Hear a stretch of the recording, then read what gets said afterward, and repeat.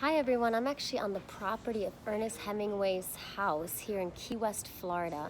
And the interesting thing I learned is that Ernest Hemingway was a master at storytelling. And this is how it applies to blockchain.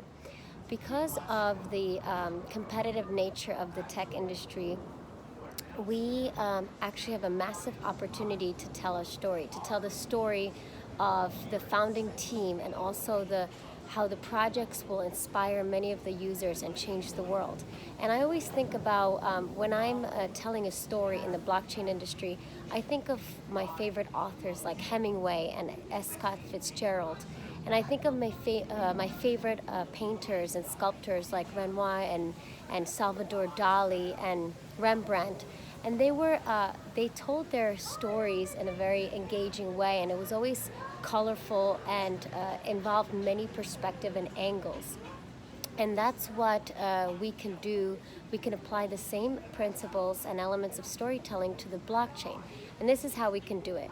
Number one, we can introduce the vision or the story and set the stage in our white paper, in our mission statement, and even on our websites.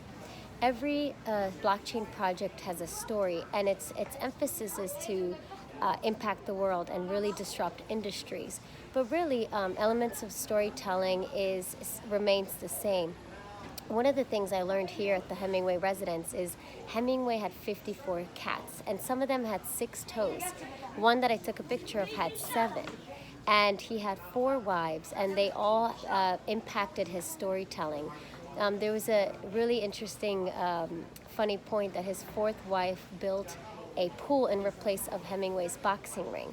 And so one of his friends put a urinal in the backyard that Hemingway wanted to keep. And when Pauline, his 4th wife, didn't like it, he says, well, I'll get rid of my urinal when you get rid of yours. And it's just such a funny story, a piece of the story that Hemingway was very much a trailblazer. He was a contrarian. He was unique in his perspective. And I find a lot of the people in the blockchain industry are also unique, and they're trailblazers and contrarian in their approach. So let's use our abilities and our just natural abilities to tell a story, and let's apply it to the blockchain industry.